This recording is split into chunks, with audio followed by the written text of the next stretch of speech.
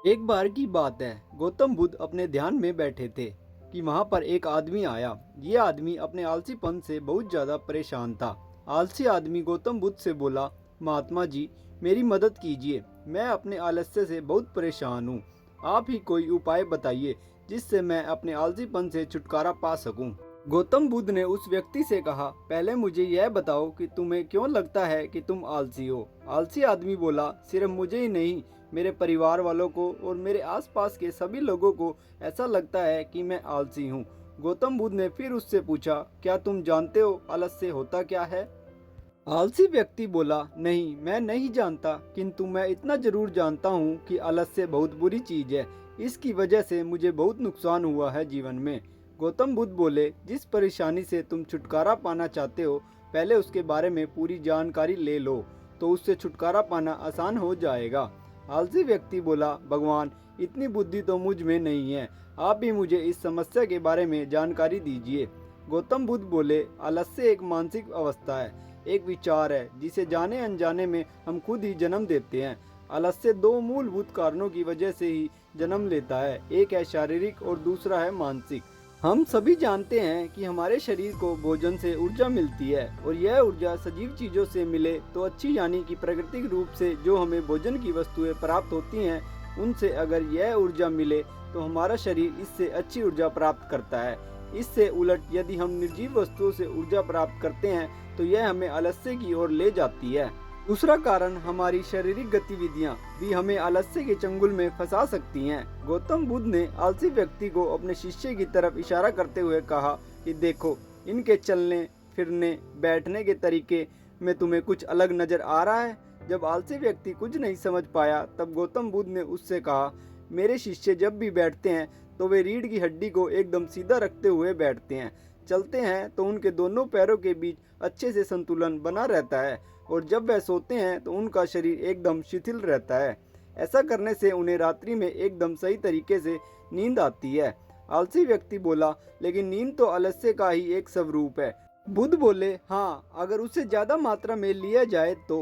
बुद्ध ने इस बात को आगे बढ़ाते हुए कहा, नींद कम मात्रा में लोगे तो तुम्हें अगले दिन थकान महसूस होगी, और ऐसा करने से ज्यादा आलस्य शरीर में आएगा। नींद ज्यादा लोगे तब भी यही परिणाम होगा।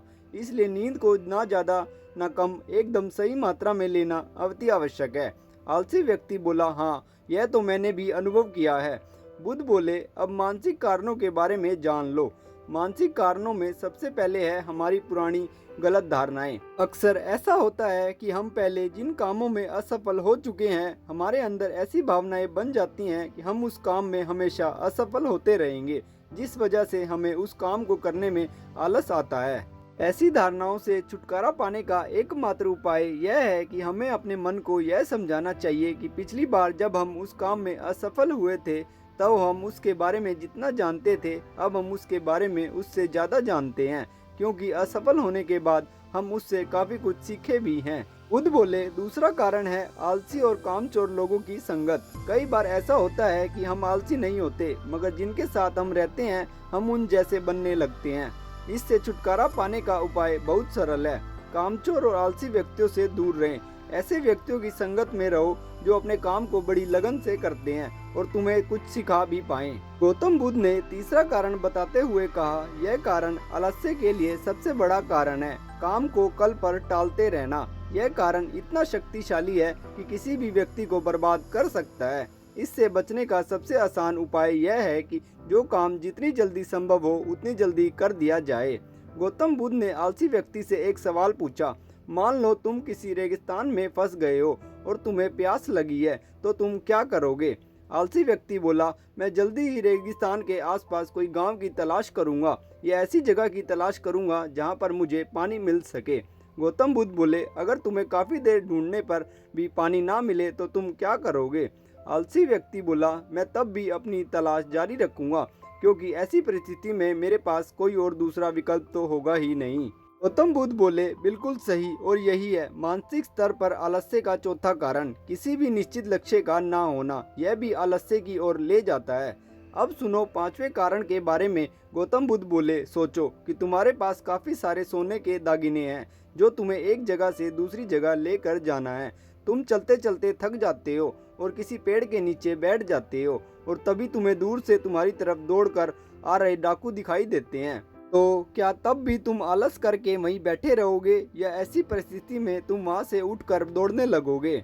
आलसी व्यक्ति बोला, जी मुझे वहां से दौड़ना ही पड़ेगा, नहीं तो मेरी जान और सोने के सिक्के दोनों खतरे में पड़ जाएंगे। बुद्ध बोले, यानी कि तुम्हारे पास एक ठोस वजह होगी दौड़ने के लिए। यही है आलस्य का पांचवा कारण, किसी भी काम के लिए ठोस वजह का होना। आलसी व्यक्ति महात्मा बुद्ध की बातों से संतुष्ट हुआ और वह बोला, महात्मा जी अब मैं आलस्य के बारे में सब कुछ जान चुका हूँ और अब मैं इन सभी कारणों पर काम करूँगा और अपने आलस्य को दूर भगा दूंगा। दोस्तों, मैं आशा करता हूँ गौतम बुद्ध और आलसी व्यक्ति की कहानी आपको अच्छी लगी होगी और इसे सुनने के बाद आप कभी भी अपने जीवन में आलस नहीं करेंगे। जानकारी अच्छी लगी हो तो अपने दोस्तों के साथ शेयर करना ना भूलें। लाइक, कमेंट और सब्सक्राइब करना भी ना भूलें। मिलते हैं नेक्स्ट वीडियो में।